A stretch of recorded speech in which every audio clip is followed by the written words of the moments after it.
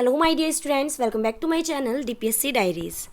तो आज हम सॉल्व करेंगे DPSC second year previous year question paper, जिसका नाम है proficiency in languages Hindi and English. ठीक है, ये वाला पेपर डीपीएससी सेकेंड ईयर जो बच्चे हैं डीपीएससी सेकेंड ईयर में उनको देखने को मिलेगा एग्जाम में, जो 100 मार्क्स का आता है। ठीक है, तो आज हम सॉल्व करेंगे पार्ट 1, जिसमें आपसे पार्ट 1 में 1 मार्क के क्वेश्चन पूछे जाएंगे। फर्स्ट है fill in the blanks. Question number first, fill in the blanks पूछा है कि child use their dash as a first language. जो बच्चा है वो सबसे पहले कौन सी लैंग्वेज यूज़ करता है? मदर टंग का यूज़ करता है, यानी कि मातृभाषा। A child naturally learns and speaks the language used at home first. This is called the mother tongue and it forms the base for learning other languages.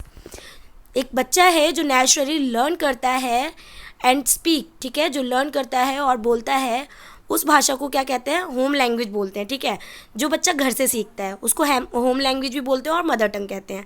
ठीक है, and it forms the base for learning. जो language बच्चा घर से सीखता है उसको mother tongue भी बोलते हैं और होम लैंग्वेज भी बोलते हैं, और ये बच्चे का बेस स्ट्रॉन्ग करता है। मतलब कि लर्निंग का बेस होता है जो अदर लैंग्वेज वो सीखता है, वो अपनी पहले जो मदर टंग होती है उसी लैंग्वेज के थ्रू ही सीखता है। तो ठीक है, ये बेस का काम करती है।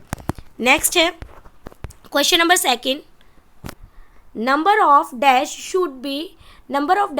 Should be more in the books of young children. मतलब कि जो इलस्ट्रेशन, क्या होगा इसका? इलस्ट्रेशन यानी कि चित्रण। जो नंबर ऑफ बुक होती है, जो नंबर वाली बुक होगी बच्चे के लिए, उसमें बड़े बड़े चित्र होने चाहिए। Should be more in the books of young children.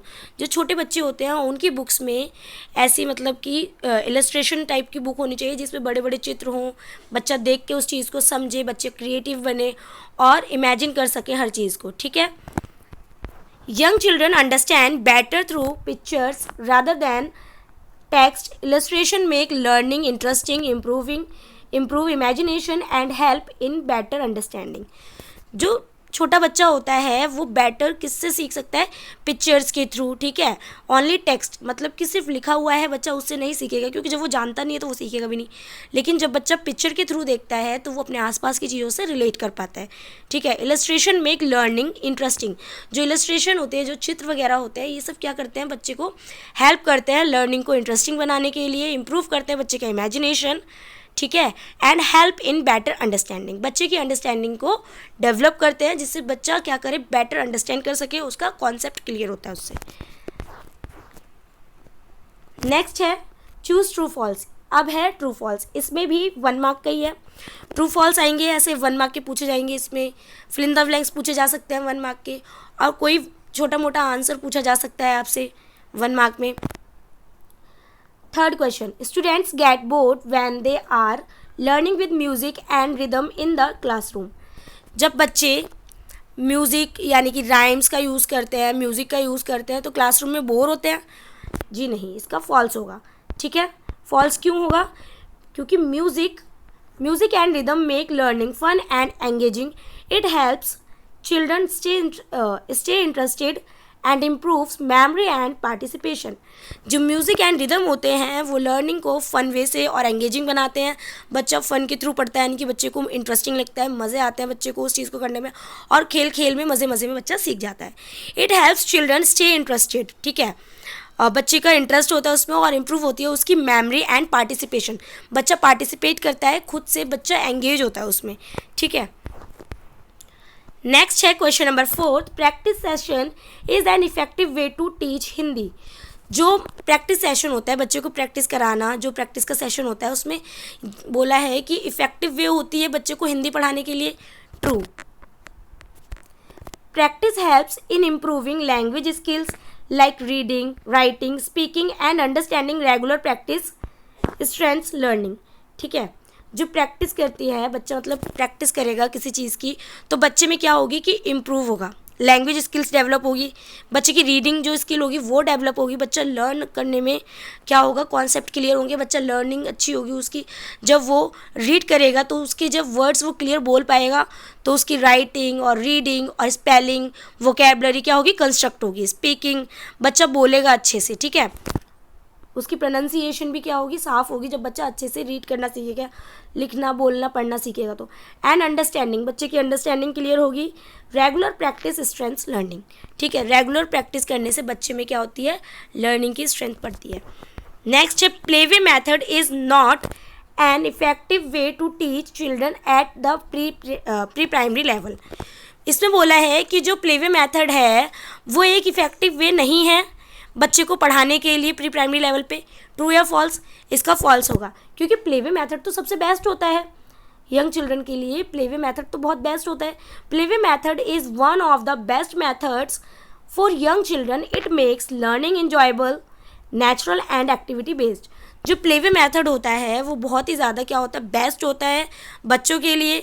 It makes learning, मतलब जो ये लर्निंग होती है बच्चों के लिए बहुत ही ज़्यादा इंटरेस्टिंग, इंजॉयबल और फन वे से बच्चा सीखता है और वो बहुत ही नेचुरल तरीके से सीखता है, ठीक है। तो एक्टिविटी बेस्ड होती हैं ये चीज़ें, तो ये तो बहुत ज़्यादा इफेक्टिव होती है, इसलिए क्या होगा, फॉल्स होगा। Now come to the next question. Next question is phonic method is an interesting way to teach English to children.